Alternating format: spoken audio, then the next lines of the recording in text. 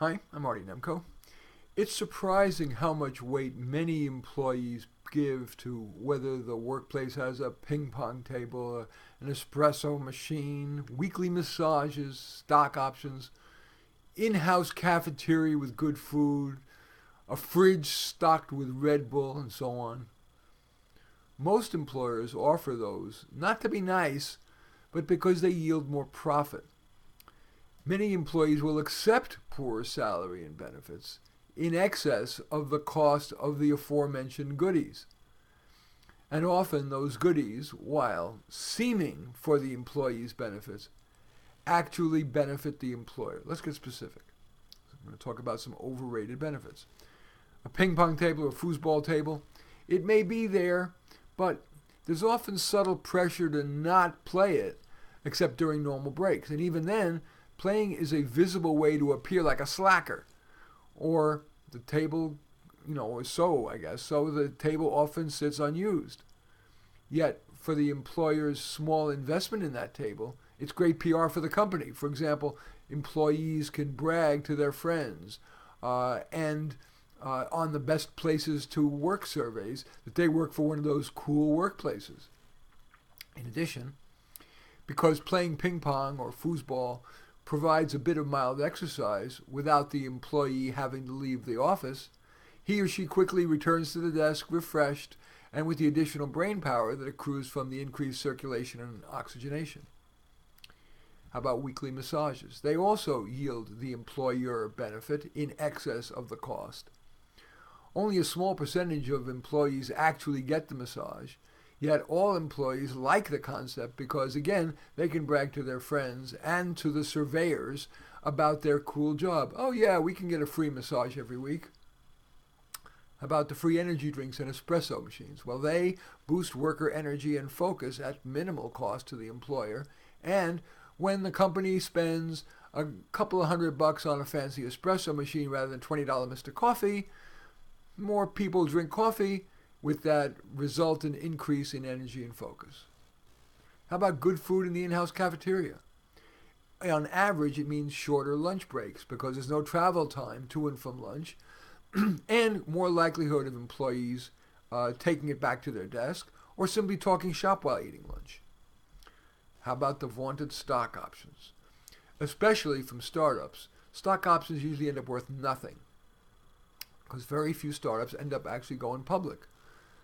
The recipients, though, of those stock options, the employees, tend to be over-optimistic.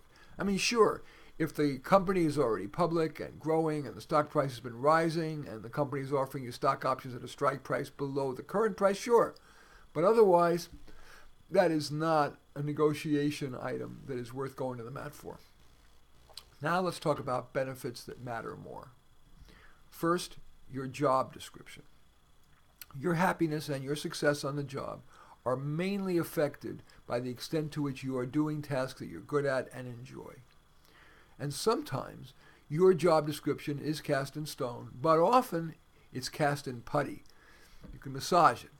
If you make the case that you'll be of greater benefit to the employer, if you have a tweaked job description to match your strengths and interests, both you and the employer benefit, and thus the employer may well say yes. Another benefit that matters more than those first ones I mentioned is who you report to. Your boss greatly affects your job satisfaction and, if you wish, your promotability. If during the interview process you sense that you'd like to work for a particular person or a higher up, that's a good time to ask about that. And if you're negotiating while you're already on the job, you might ask your target boss something like, "Hi, if you have a project on which you could use a little extra help, I'd be pleased to help out. I've heard great things about you as a boss." Another really good benefit is 401k and 403b plans. 403b is if it's a nonprofit. If an employer has such a plan, it means you don't pay income tax on the money until you retire. And not only does that allow your investment to grow tax-free, your investment gains can get invested as like compound interest. But when you retire, you're going to be usually in a lower tax bracket, so you're going to pay a lot less tax. Combined, that usually yields big bucks, and even more if you can if the employer normally matches your contribution. And sometimes, and that's where we get to the negotiable item, sometimes the employer doesn't normally match but could, or matches to a small extent but could match more. Another useful negotiating item is telecommuting.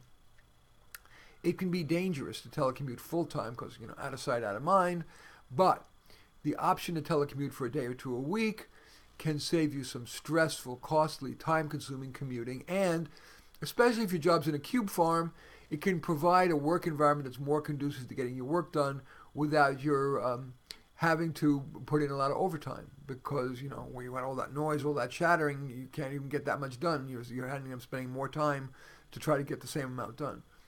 Plus, of course, if you're working at home, you can more easily do some personal tasks during the day. Of course, making up the time later. Another good item to negotiate is training. Now, typically, employers offer the same training amount, training budget, to all employees that are at a given level, but sometimes it's negotiable.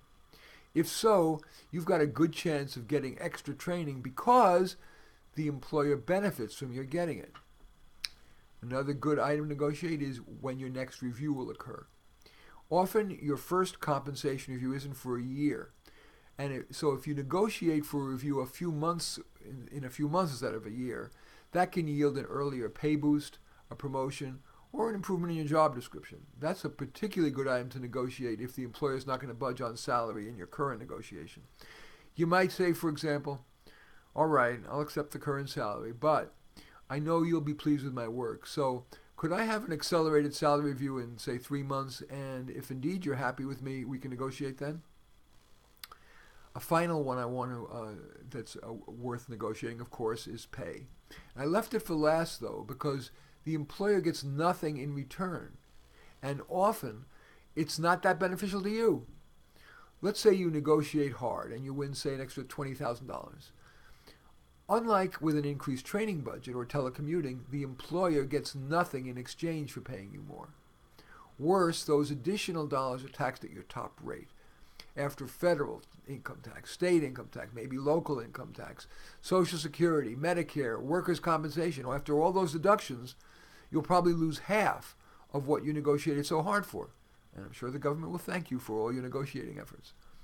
And finally, having squeezed out every last dollar, that the expectations for your performance may increase, or you'll seem expensive compared with your peers, and so you'll stick out when they're deciding in a cutback whom to lay off. Usually more important than even those potentially negotiable items, the decision to take a job or keep a job should be based primarily on whether you believe in the organization's products or services, and whether you feel you would do a good job. Anyway, I do thank you for watching. I welcome your clicking like, making a comment, and certainly subscribing. In any event, I do thank you for watching. I'm Marty Nemko.